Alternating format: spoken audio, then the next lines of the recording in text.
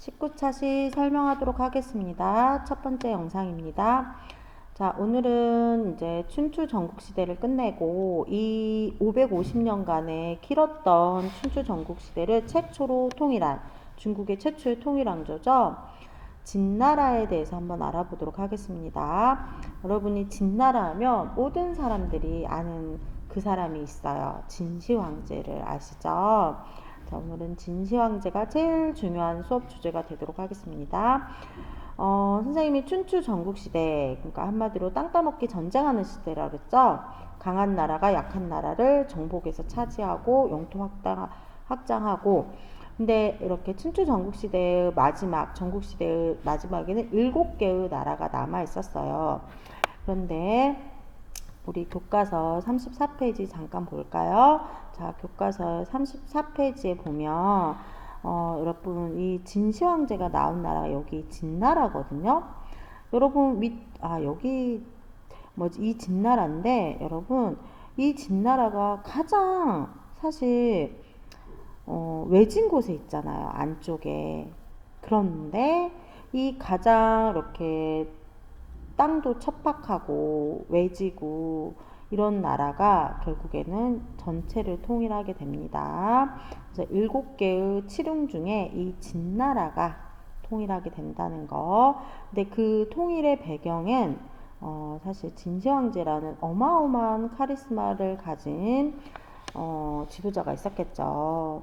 근데 이 진시황제는 여러분이 알고 있다시피 어마어마한 카리스마와 잔혹함의 대명사이기도 하죠. 되게 무서운 왕이었다가 최초로 황제가 된 사람이죠.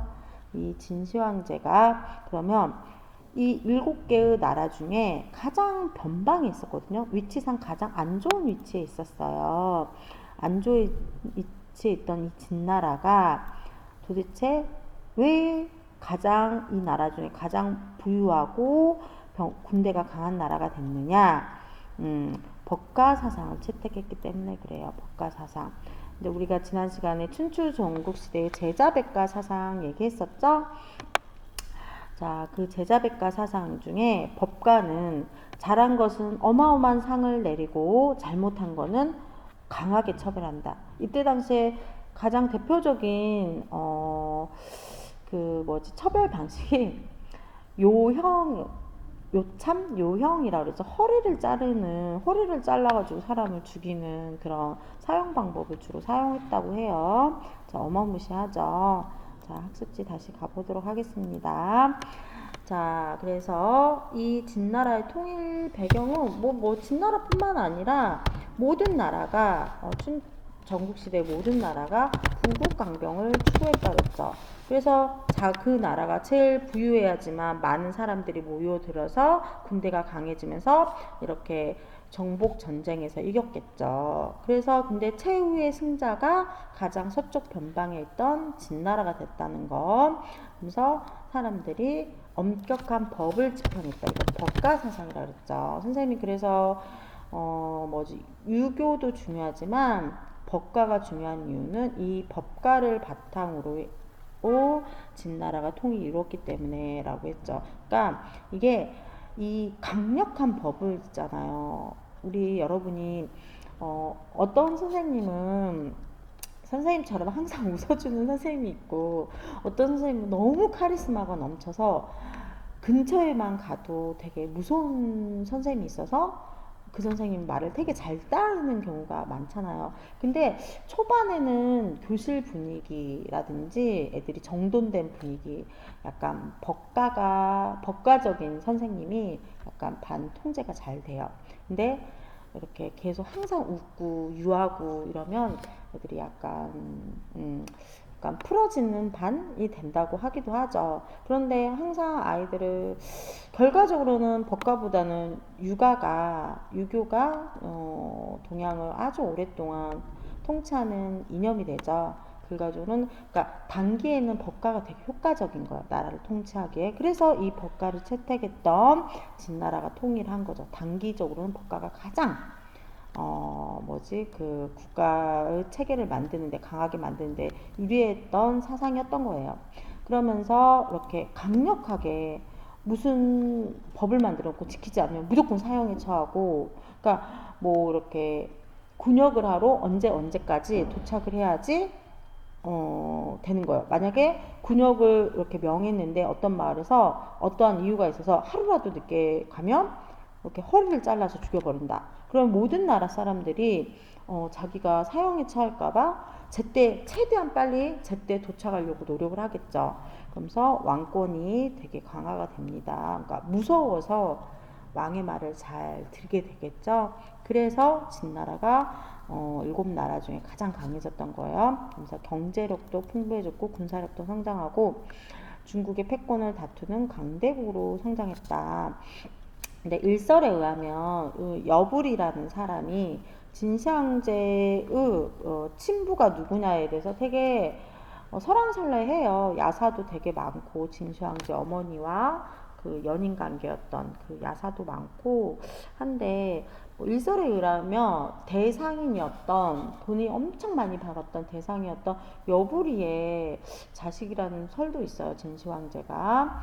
그런데 어쨌든 그 여부리라는 사람이 진시황제 때 그 재상 신하 중에 가장 높은 사람까지 올라가요. 그래서 그 사람이 여부리가 진나라가 부유해지는데 큰 역할을 했겠죠. 본인이 상인 출신으로서 가장 높은 자리에 올랐으니까. 그리고 돈이 많아야지 군사력도 많아졌겠죠. 그러면서 결국에는 이러한 초기에는 여러분 진시황제 전 황제부터 약간 사람을 잘 썼던 것 같아요. 뭐니 해도 어떤 사람을 쓰느냐, 어떤 인재, 어떤 이렇게 유능한 사람을 쓰느냐에 따라서 나라가 크게 발전하기도 하죠. 그래서 결국에는 모든 나라, 춘추 전국시대의 모든 나라들이 원했던 중국의 최초 통일의 주인공은 진시황제가 되게 됩니다. 자, 경쟁국을 제압하고 중국을 최초, 선생님이 항상 최초는 자 중요하다 그랬죠? 별표 짱짱짱. 자, 3개 쳐놓으세요. 별표 짱짱짱 3개 쳐놓으세요. 최초로 중국을 통일하게 됩니다. 진시황제가.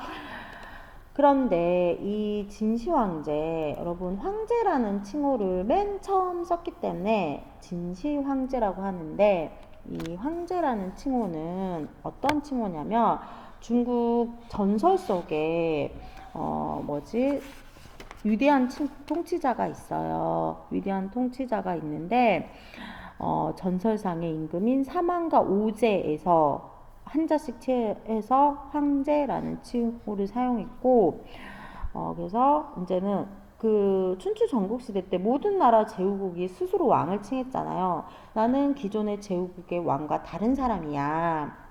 나는 절대적인 사람이야. 하늘의 신과 같은 사람이야. 라는 뜻에서 황제라는 뜻을 사용하기 시작했으니까, 그러니까 중국 역사상 진시황제 전에는 황제라는 칭호를 쓴 사람이 없었어요. 최초로 황제라는 뜻을 칭호를 사용했기 때문에 처음 시예요. 처음 시.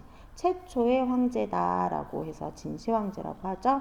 자, 이 사람이 결국에는 춘추 전국시대의 최종 승리자가 된 거죠. 그러면서 진나라로 통일을 했다라는 거. 자, 첫 번째 영상은 여기서 마치도록 하겠습니다.